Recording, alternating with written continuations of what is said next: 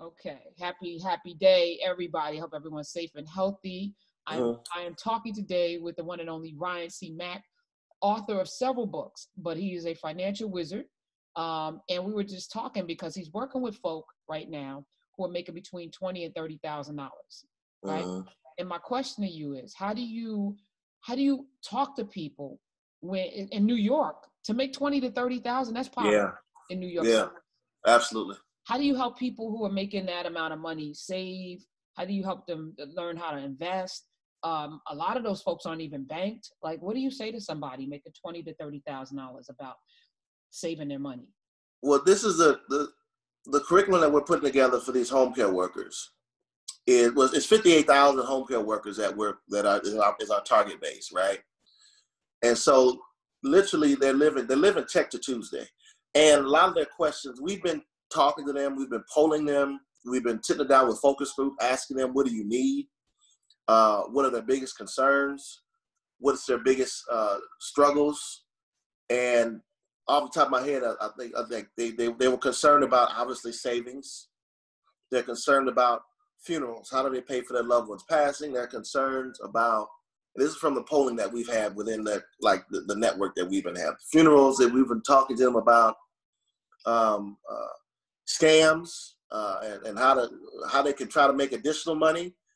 Talking to them about remittance. Many of them, now I'm going to have to literally not learn, but I'm going to do like short videos in Polish, Russian, Haitian patois, Spanish,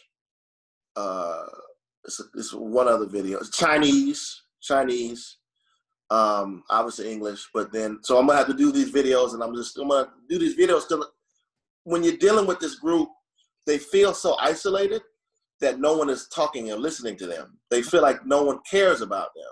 So that's the first thing, is you just have to just hear, like, I didn't want to go to them, and that's one of the first thing I told them. I said, look, I don't want to go to them with a plan. And it's like, when you're a financial planner, you don't go to a client and sit down with them and say, let me just tell you what I think you need to do.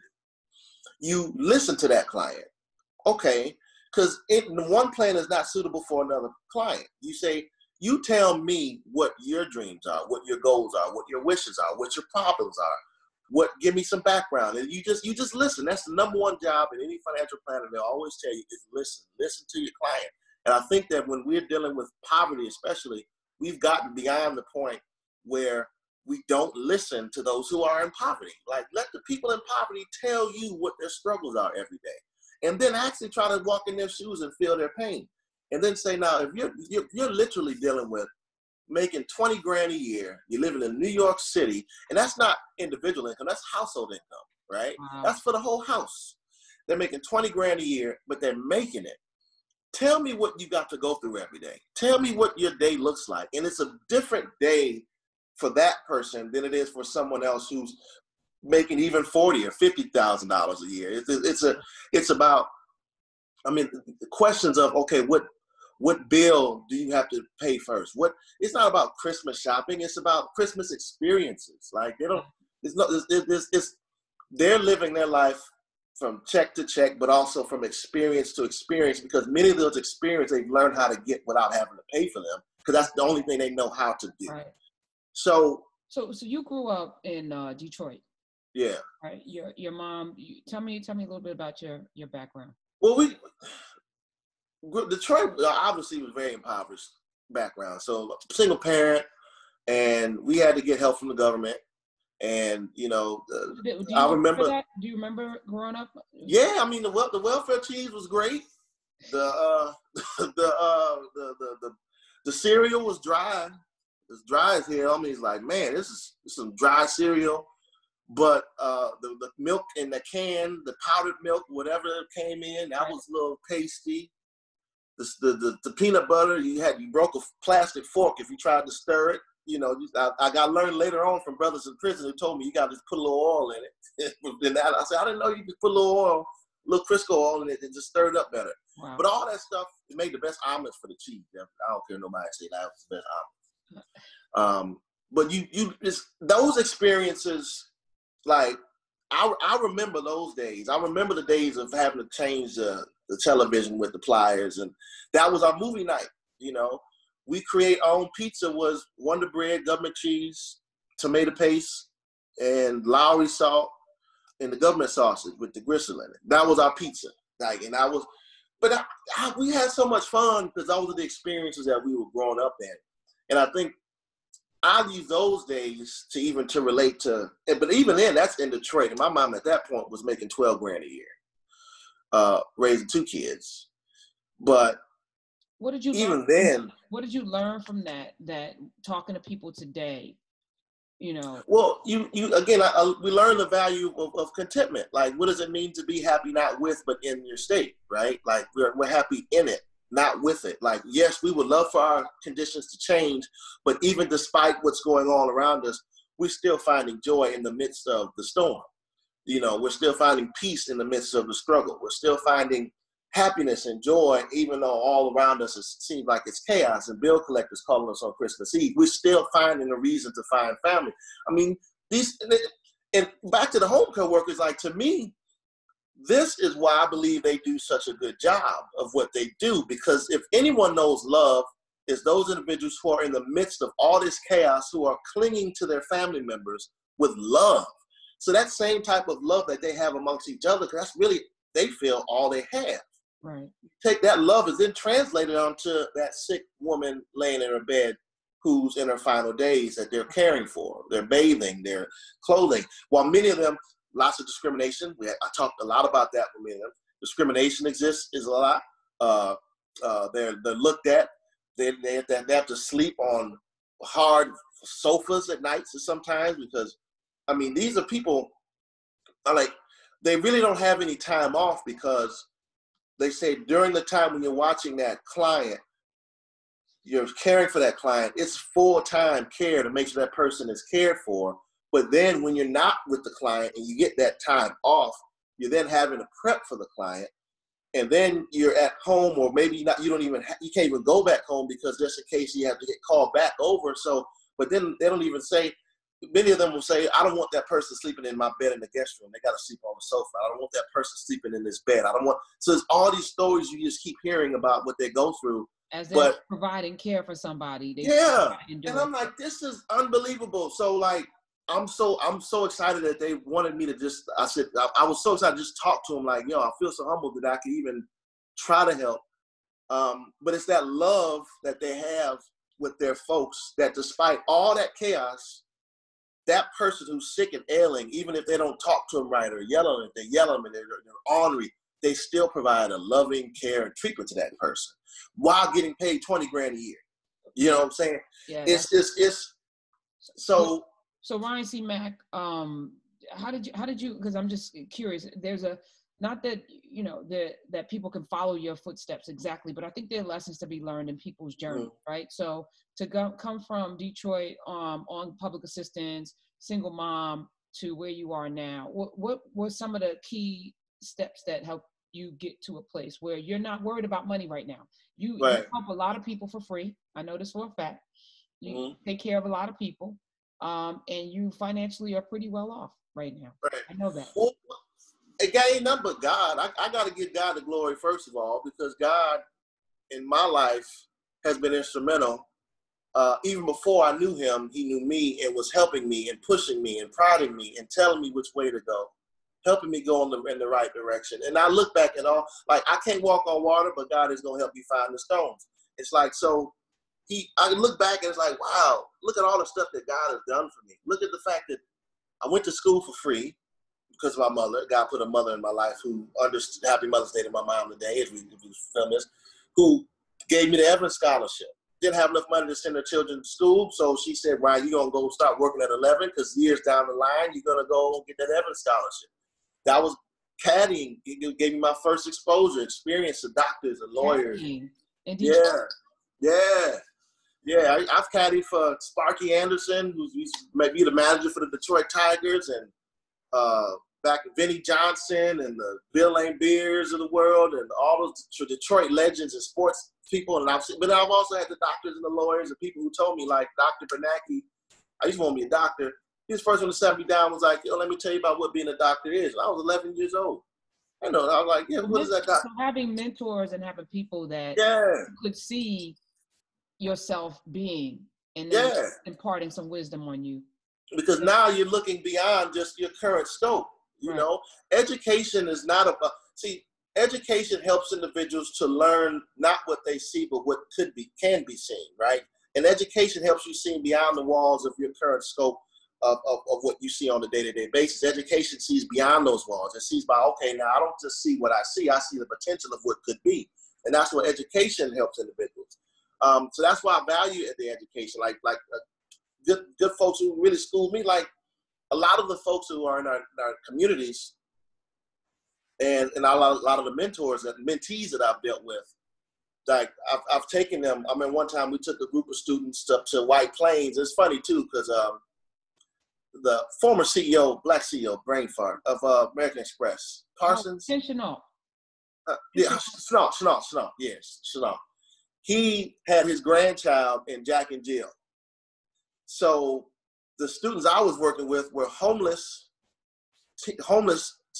young teens who learned financial literacy. So now I take them from Brooklyn up to White Plains to teach the grandchild of Ken Chenault about money. You know what I'm saying? That's crazy. Get that, right? Get that dynamic. Right. But on the way up to White Plains, these students they're wearing Grand Central Station and they're looking around. I'm like, man, come on, man, get on the train, man. Come on, y'all playing around, man. Get on this train. They looking like, okay. I'm like, man, what's wrong with y'all? They're in Brook. They have never been to Grand Central Station. Which is they've never seen it. Anybody it is a fantastic, it is magical. It's one of the most beautiful train stations in the. It is. Country. Yeah. And they've never seen it. And I'm just sitting around like, man, listen, like, and I said, you know what? Yo, I had to call. I called the people. I'm like, listen, we're going to be 20 minutes late. I said, we don't get the next train. So I said, well, let me take y'all around, you know, and that's the thing, man, we get so wrapped up in our lives when it comes to really dealing with poverty. We have to have a mind on those who are poor, right? We get so wrapped up in our day-to-day that we often forget. My mother was good, but we just have to have a mind for those individuals who don't have those experiences that we have. We have to have a mind for that. We have to understand that they don't understand that yet. Like racism, I think racism comes from just not knowing most of it. Like they just don't understand. A lot of the white folks who grow up in these rural areas and they're being taught, oh, I've never seen these blacks, or these blacks are this and this and that.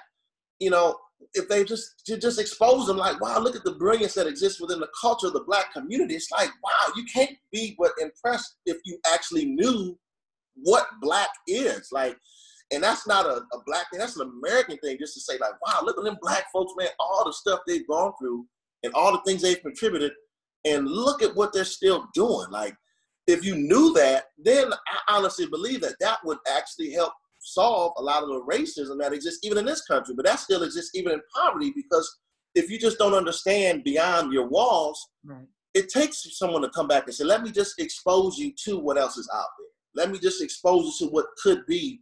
And a lot of those students that we were taught happened to me, that was years ago. A lot of them are in college now. And Wayne Harris, gotta give a shout out to Wayne Harris. Those were his kids I was working with. Wayne Harris dedicates his life to working with homeless kids. And we've been in many shelters talking to parents and making a lot of their parents we had to talk to make sure that they can stay in the program. Because a lot of them will want to take them out the program. If we wanted to take them there and go do certain things, oh no, my kid don't want to do this. So we had to talk to the parents and make sure that the parents were not putting obstacles and roadblocks on what the kid could do, because sometimes they couldn't see beyond. And I didn't fault the parent for that. And Wayne had to check me. I get mad like, man, what's wrong with that parent? Ryan, chill out. You gotta understand where these parents are coming from. They live in the shelter. They don't know. They haven't seen it. So they don't know the potential of what could be. All they see is around they've been jaded. So we would have to go and just talk to them and say, well, maybe we can. So that showed me the ability of what just simple conversations, love, and exposure can do to anyone if we care a little bit about our community, a little bit about our people, and what they're going through. And if you do that, man, ain't nothing we can't do. So like, as far as I'm concerned, these home care workers, I'm like, yo, I'm excited for what y'all gonna do, because we about to break this wide open. And so I literally wrote up like 15 pages of it like yesterday, and it just about different topics, and the topics are going to be written in short videos, and then we're going to put together a calendar of a different calendar. I wrote up 52 topics, one calendar for every one tip for a week.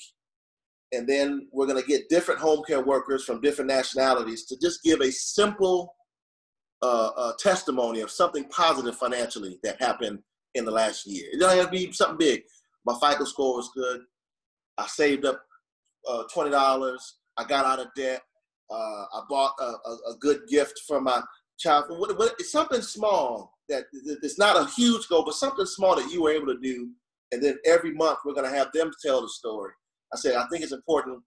And they was like, well, Ryan, I said, it's important for me not to have my picture or not even how I have my name. It shouldn't be about me. It should be about them, putting up in the front, letting them tell their story. Okay. And letting them say, oh, wow, if they can do it, I can do it. And then providing that roadmap to help them. Because once we do the calendar, then we're going to do a series of video tips to help them and hit them using technology.